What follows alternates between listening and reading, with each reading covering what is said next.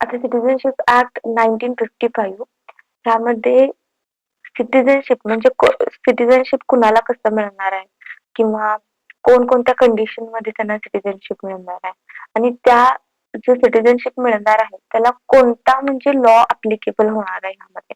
म्हणजे कॉन्स्टिट्यूशन मध्ये आपण काय बघितलं, सेक्शन आर्टिकल 5 ते 11 पर्यंत आपण बघितलं, सेक्शन 5 ते 11 पर्यंत सिटिझनशिप कसं म्हणजे 26 जानेवारी आपण बघितलं होतं की 1950 म्हणजे ह्या दिवशी काय झालं होतं की संविधान आपला जो कॉन्स्टिट्यूशन आहे तो काय झाला होता इनॅक्ट म्हणजे लागू झाला होता.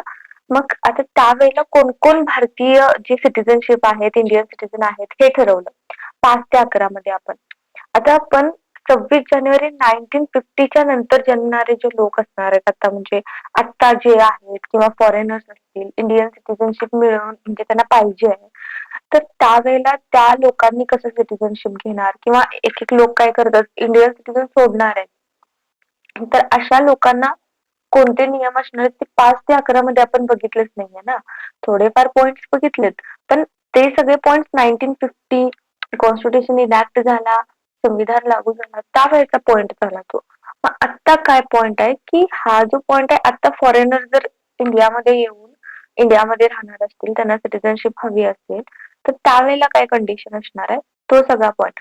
आणि जरी आपण बघितला की 1950चा तो भाग सगळ्या पॉइंट मध्ये आपण बघितला ना, आर्टिकल 11 जो आहे 5 ते 11 मध्ये, त्यामध्ये आपण बघायचं की बाय बॉर्न किंवा त्यांचे पॅरेंट्स किंवा तो स्वतः इथं असायला पाहिजे, तो बाहेर जाऊन राहिला असेल आणि तो स्वतः इथे जन्मला असला पाहिजे किंवा त्यांचे पॅरेंट्स किंवा ग्रँड पॅरेंट्स इथे जन्मले पाहिजेत किंवा 5 वर्ष आधी तो रिसाइड असायला पाहिजे ब्रिटिश इंडियाच्या जो पार्टिशन व्हायच्या आधी. तर असे सगळे कंडिशन होते त्यावेळेस. जर ह्यातले कुठलेच कंडिशन, एक तर त्यांचे पॅरेंट्स पण इथले नाहीये, तो स्वतः पण इथला नाहीये, ग्रँड पॅरेंट्स पण इथले नाहीये, पूर्णतः कोण आहे तो फॉरेनर आहे, त्याला इंडियामध्ये येऊन काय करायचंय सिटिझनशिप एक्वायर करायची. तर त्यावेळेला तो काय करणार, ते कंडिशन्स आपण आतापर्यंत 5 ते 11 मध्ये बघितलेले नाही. ते आता सिटिझनशिप ऍक्ट 1955 मध्ये बघणार सगळे कंडिशन फुलफिल होणार. फॉरेनर आला, कुठला दुसरा आला, त्याला राहायचं आहे तर तो कोणकोणते कंडिशन फुलफिल करणार आहे. सगळ्यात पहिला बेसिक लक्षात ठेवायचं की 5 ते 11 जो पॉइंट आहे पूर्ण सिटिझनशिपचा पार्ट इन्क्लुडेड नाहीये, त्यामध्ये परिपूर्ण नाहीये, म्हणून हा ऍक्ट इनॅक्ट केला. The Citizenship Act 1955 not only explains how a person become an Indian citizen, but also explains how a person can lose Indian citizen. A person cannot remain an Indian citizen forever in every situation. आता एवढ्या समजून घ्या. ह्यामध्ये काय सांगितलं की Indian citizenship act 1955 not only explain how a person become Indian citizen, म्हणजे फक्त आपण कसं इंडियाचा सिटिझन बनावा एवढंच सांगितलं नाहीये. त्यामध्ये काय सांगितलं आणि परत कसं आपल्याला इंडियन सिटिझनशिप रिमूव्ह करता येते, आपल्याला नको आहे इंडियन सिटिझनशिप, ते लूज कसं करायचं ते सुद्धा ह्यामध्ये इन्क्लुडेड आहे. म्हणजे जर एखाद्या पर्सनला इंडियन सिटिझनशिप म्हणजे इंडियन सिटिझन आहे म्हणून ती प्रत्येक परिस्थितीत आयुष्यभर त्याच इंडियन सिटिझन आहे म्हणून राहू शकते का? त्याला जर नको असेल तर तो ह्यामध्ये लूज करू शकतो इंडियन सिटिझन. आता फॉर एक्झाम्पल बघा, ए आहे,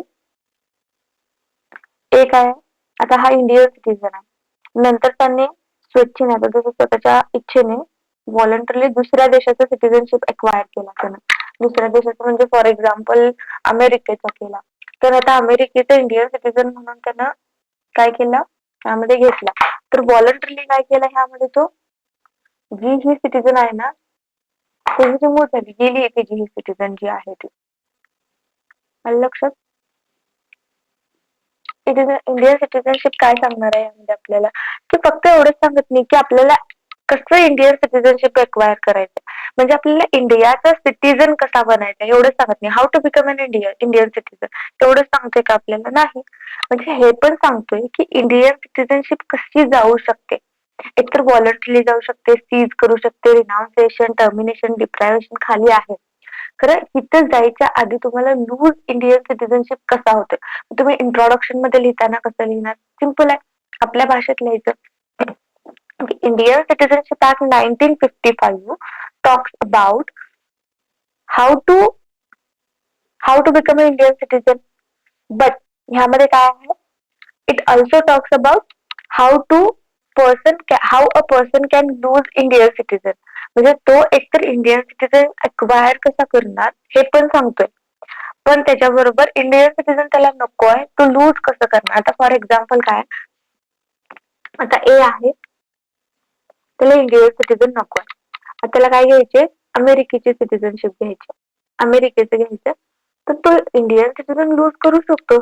जर अमेरिकेचं तर ऑब्व्हियसली आहे की डुअल सिटीजनशिप नाहीये इंडियाला.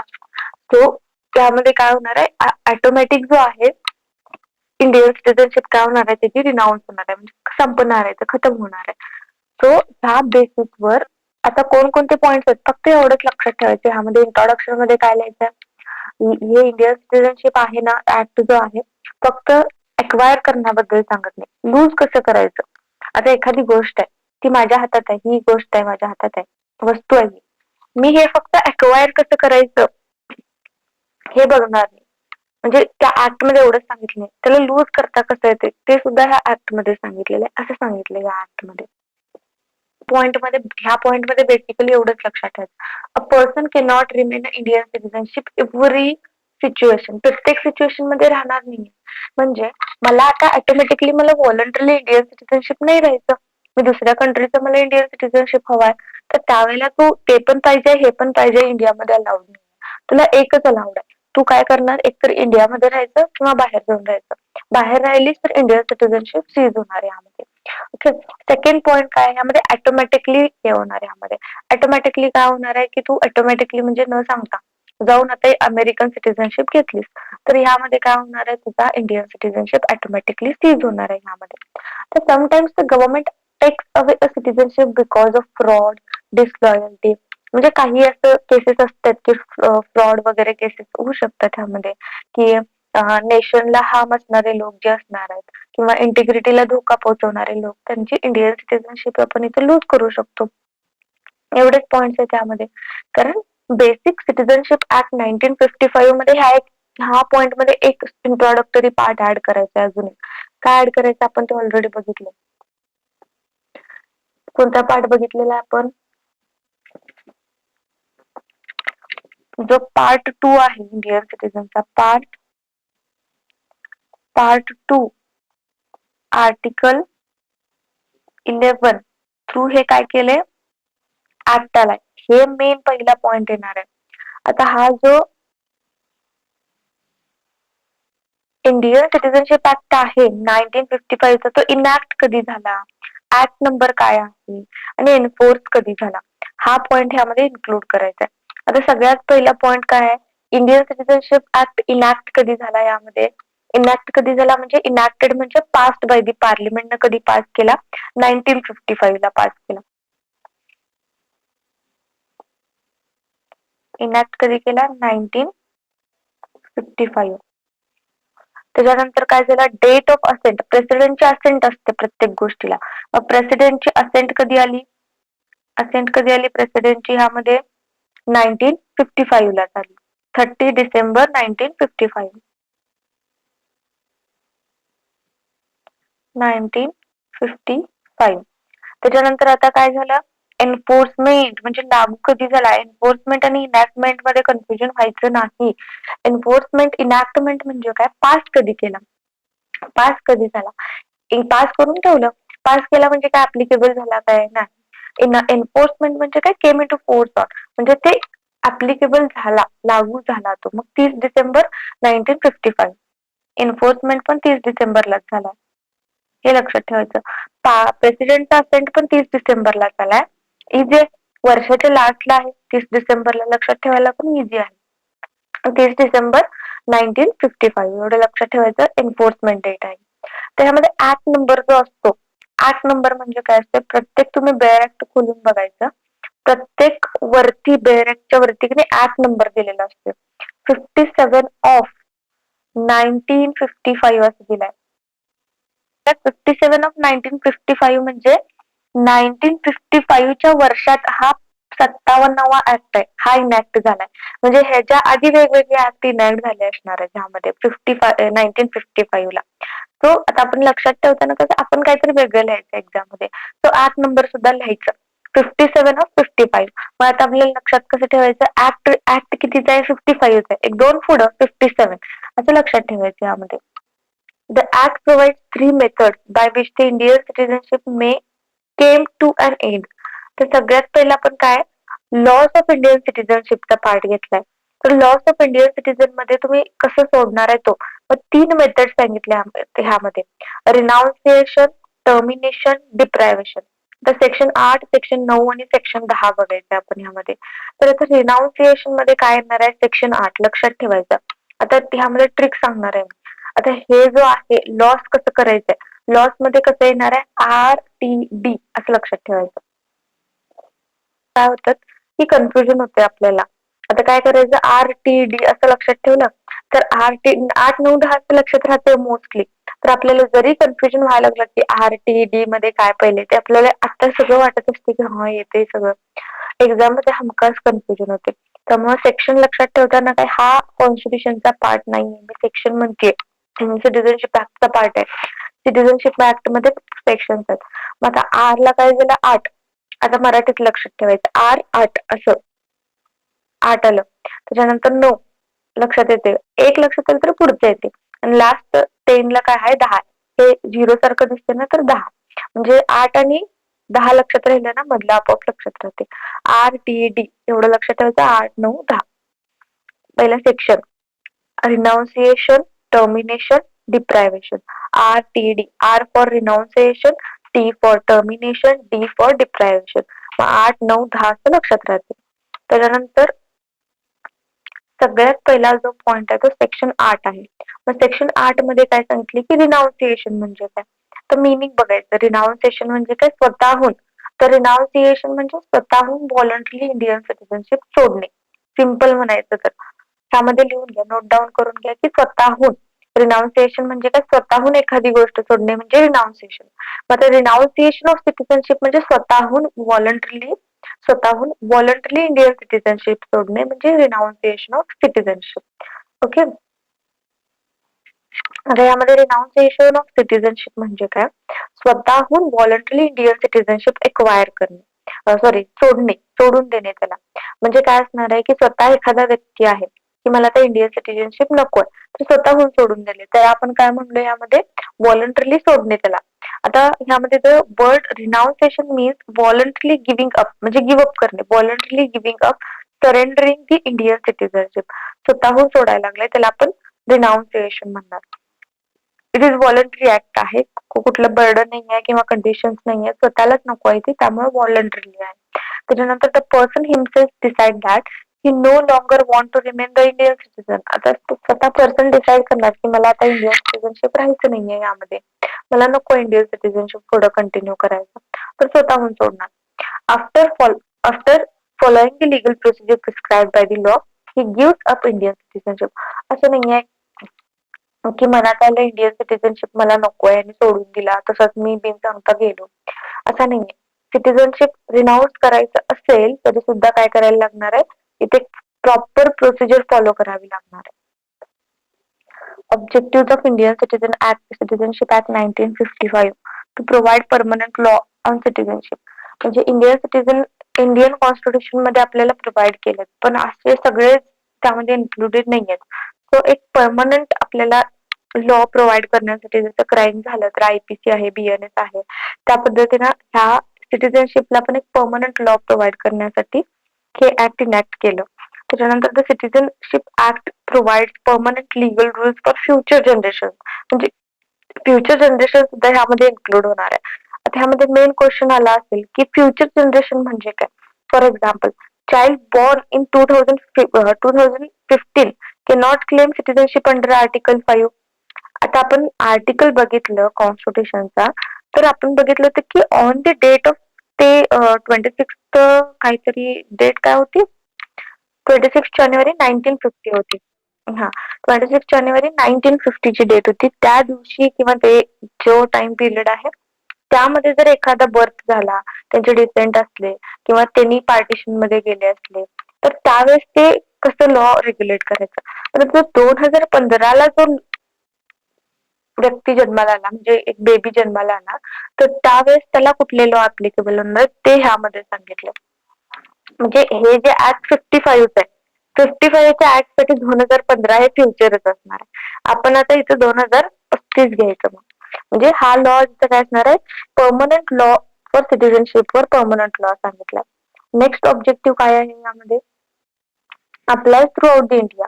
ऍप्लिकेबल कुठे आहे सगळ्या पूर्ण इंडियाला ऍप्लिकेबल आहे हा ऍक्ट जो आहे. त्याच्यानंतर सेकंड पॉईंट ह्यामध्ये to regulate acquisition of citizenship. Main point काय ऍक्विजिशन ऑफ जो आहे ऍक्विजिशन कसं करायचं टर्मिनेशन कसं करायचं हा सगळा रेग्युलेट कोण करणार आहे हा सिटिझनशिप ऍक्ट ह्यामध्ये करणार आहे. To regulate citizenship laws of citizenship. आता आपण पॉइंट बघितले कोणकोणते पॉइंट टर्मिनेशन ऍक्विजिशनचा सगळा पॉइंट बघितला. ते सगळं रेग्युलेट कोण करणार हा ऍक्ट रेग्युलेट करणार आहे. लॉस ते पण रेग्युलेट करणार. प्रोटेक्ट नॅशनल सिक्युरिटी खूप इम्पॉर्टंट आहे. सिटिझनशिप म्हणजे काही चेष्टा नाहीये. सिटिझनशिप देणं आणि इंडियामध्ये एखाद्या व्यक्तीला बोलवणं म्हणजे किती त्यांना प्रोटेक्शन घ्यायला लागत असेल विचार करायचा की कारण जर आपण जरा जरी निष्काळजीपणा झाला तर किती मोठा नॅशनल इनसिक्युरिटी होऊ शकतोय ह्यामध्ये. To protect the national security the act prevents illegal acquisition of citizenship. It provides legal procedure for the dealing with the fraud and unlawful acquisition. तर ऍक्ट आपल्याला काय सांगतो की प्रिव्हेंट काय करतो की इलिगल ऍक्विजिशन ऑफ सिटिझनशिप म्हणजे illegally कोण एंटर करू नये इंडियामध्ये सिटिझनशिप घेऊ नये.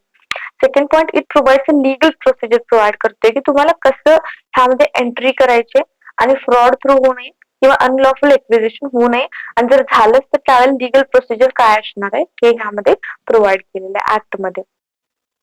आपण इंडियन कॉन्स्टिट्यूशन मध्ये काय नव्हतं असं इंडियन कॉन्स्टिट्यूशन मध्ये बेसिक लॉज प्रोव्हाइड केल्यात. नेक्स्ट आहे to maintain accurate citizenship record. तर ह्यामध्ये ह्याचा अर्थ काय आहे बघा. ऍक्युरेट सिटिझनशिप रेकॉर्ड म्हणजे काय मेंटेन करायचं की अॅक्युरेट सिटिझनशिप रेकॉर्ड. तर सिटिझनशिप रेकॉर्डचा अर्थ असा येते की ह्यामध्ये की enables the government to regulate registration, documentation. आधी तसं काही नसायचं की सगळं लिहून ठेवायचं. म्हणजे जे इंडियन सिटिझन आहेत अॅक्युरेट असायला पाहिजे अपडेटेड असायला पाहिजे आणि रेकॉर्ड सगळे असायला पाहिजे. आपण एव्हिडन्स बघतो कुठल्या पण गोष्टीचं काय असायला पाहिजे रेकॉर्ड असायला पाहिजे. कोण भारतातनं आले कोण भारतातनं बाहेर गेले हे सगळं पाहिजे ना. म्हणजे गव्हर्नमेंटकडे कोण इंडियन सिटिझन आहे कोण नाही कोणाला सिटिझनशिप मिळाली कोणाची सिटिझनशिप संपली याचा एक प्रॉपर रेकॉर्ड असणे खूप महत्वाचं. तो सिटिझनशिप रेकॉर्ड अॅक्युरेट असायला पाहिजे. त्याच्यात सायलेंट फीचर्स काय आहेत ऍक्टचे सगळ्यात पहिला कॉम्प्रिहेन्सिव्ह लॉ. आता कॉम्प्रिहेन्सिव्ह लॉ म्हणजे काय आणि सिटिझनशिप ऍक्टला कॉम्प्रिहेन्सिव्ह लॉ का म्हणले ते सगळ्यात पहिलं. The act covers almost every matter related to citizenship. म्हणजे कॉम्प्रिहेन्सिव्ह का म्हणले कारण ऍक्ट फक्त सिटिझनशिप कशी मिळते हे सांगतोय का ऍक्ट नाही. जवळपास सर्व महत्वाच्या गोष्टी ज्या आहेत ते सगळं इन्क्लुडेड आहे. म्हणजे how to acquire Indian citizenship how to terminate how to lose citizenship registration naturalisation termination renunciation deprivation हे सगळे सिटिझनशिपचे रिलेटेड जे आहेत प्रोव्हिजन सगळे सांगितले.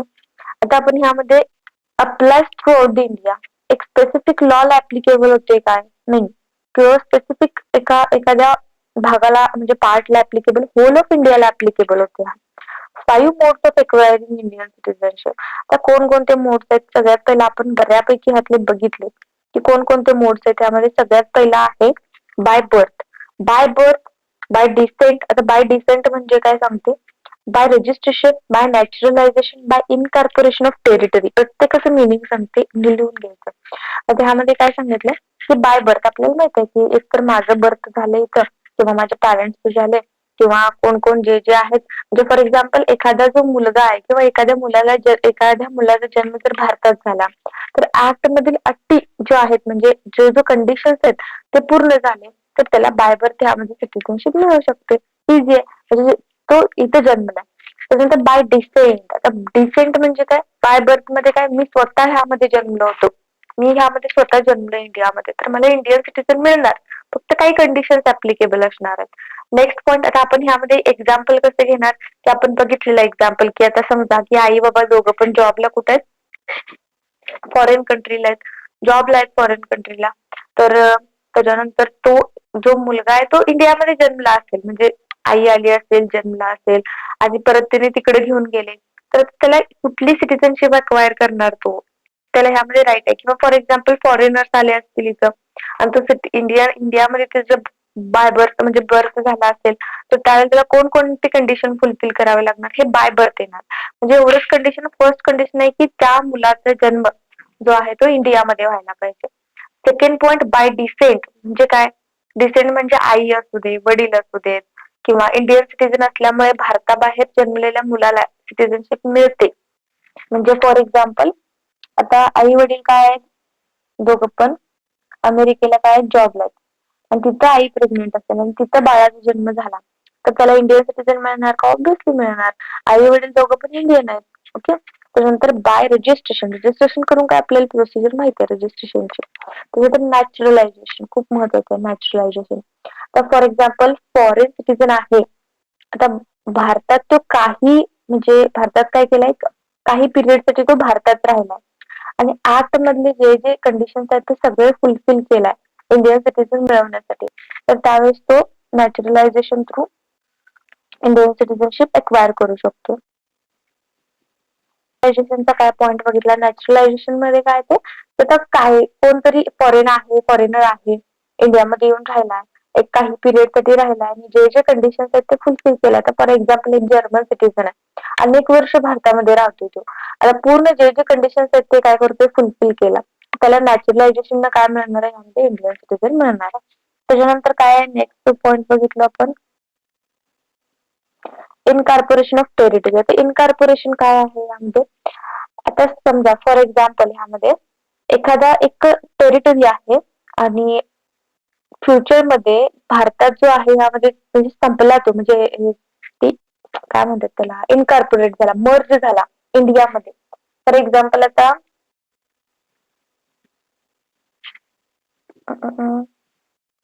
हा इंडिया आहे, कन्सिडर करायचं, इंडिया असा नाही पण आपण कन्सिडर करायचं, हा इंडिया आहे. आता इथं काय आहे, इंडियाचा छोटासा, इथं काय आहे, इंडियाच्या साईडला छोटासा भाग आहे, हा इंडिया नाही ना खरं. आता तो काय झाला, इंडियामध्ये मर्ज झाला, काहीतरी भाग झाला आणि इंडियामध्ये काय झाला, मग आपल्या इंडियाची जी आकृती आहे अशी झाली, इंडियाची जो नकाशा असा झाला. मग हा जो भाग यात इन्क्लूड केलाय ना, त्या सगळ्यांना इंडियन सिटीजन म्हणणार. त्याला आपण बाय इनकॉर्पोरेशन ऑफ टेरिटरी, म्हणजे इनकॉर्पोरेशन म्हणजे एक्वायर केलं, मर्ज झालं, इनकॉर्पोरेट झालं, त्याला इनकॉर्पोरेशन ऑफ टेरिटरी म्हणतात. 3 मोड्स मध्ये काय काय आहे? Renunciation, termination, deprivation. Article section 9, 8, 9, 10 हे लक्षात ठेवायचं. त्याच्यानंतर नेक्स्ट आहे प्रोव्हिजन ऑफ ओसीआय. ओसीआयचं सांगितले, overseas citizen of India. This is not related to and same as to dual citizenship. OCI आपण बघितले, ओव्हरसीज सिटीजन ऑफ इंडिया म्हणजे काय? जर तो बाहेरच्या देशात राहत असेल तर त्याला एक टाइप ऑफ कन्सेशन मिळते की बाबा तो ये जा करू शकतोय, तर विदाउट विजा न घेता, त्याला आपण सिटीजनशिप, त्याला जो आहे तो ओसीआयचा प्रोव्हिजन म्हणतो आपण, नंतर ते बघायचे प्रोव्हिजन सगळे. त्याच्यानंतर इम्पॉर्टंट अमेंडमेंट कुठले झाल्यात? 1986, 1992, 2003, 2005, 2015, 2019 लक्षात ठेवायचंय. 2000 चे लक्षात राहतात. 86 ला सगळ्यात पहिला झाला, 92 ला झाला, त्याच्यानंतर 2003 ला झाला, 5 ला झाला, 5 ला तुमचं म्हणजे आपलं बर्थ जो आहे तो लक्षात ठेवायचा. 15 ला झाला आणि रिसेंटली 19 ला झाला. जास्त काय नाहीये, 5 लक्षात राहतं, 5 लक्षात राहते. 19 काय आपल्याला इझी आहे, लक्षात राहते, लास्ट अमेंडमेंट आहे. त्याच्या आधी 2 वर्ष जो आहे ते 2003 आहे, 1992, त्याच्यानंतर 1986. आता प्रत्येक अमेंडमेंट मध्ये काहीतरी चेंजेस झाले, आता राहिलेले 5